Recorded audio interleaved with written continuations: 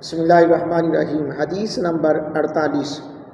وضو کرنے کے بعد تولیہ یا رومال کا استعمال کرنا۔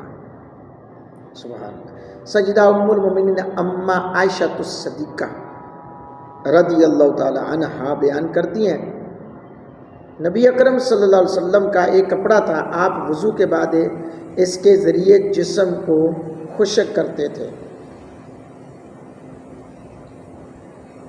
اللہ، تو یہ بھی حدیث جو ہے بہت سے محدثین نے اس حدیث کو ضعیف بھی قرار دیا ہے۔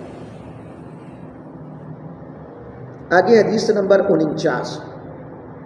حدیث نمبر 49 بھی آتی ہے کہ حضرت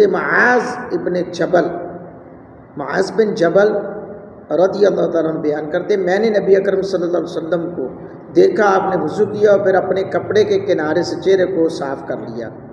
یہ بھی حدیث غریب ہے، اس کی سند ضعیف ہے۔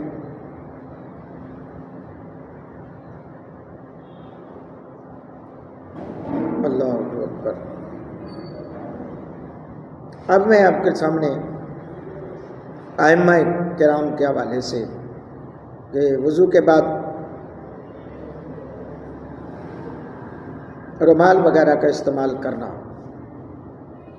چونکہ وضو اور غسل کے بعد تولیہ یا رومال استعمال کیا جائے تو وہ جسم یا اعضائے وضو سے پانی کو اچک لیتا ہے یا اسے خشک کر دیتا ہے، اسی مناسبت سے اسے مندیل کہا جاتا ہے۔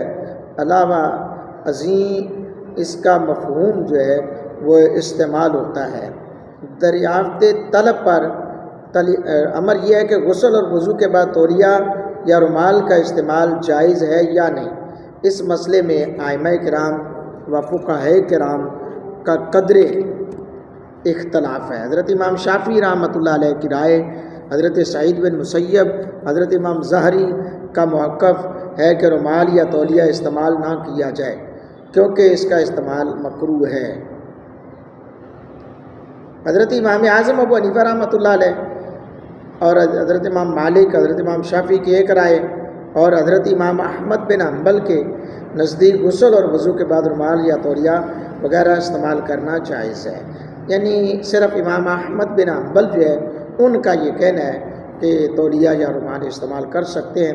ہاں البتہ فقہاء کرام نے اس چیز کی جہاں تک بہت ساری جگہ پہ جو اجازت ملی ہے کہ بالکل خشک نہ کیا جائے، بلکہ رومال وغیرہ اگر لگاتے ہیں ایسے ٹچ کیا جائے تاکہ وہ جو پانی کے قطرے ہیں وہ مسجد کے صفوں پر نہ لگیں۔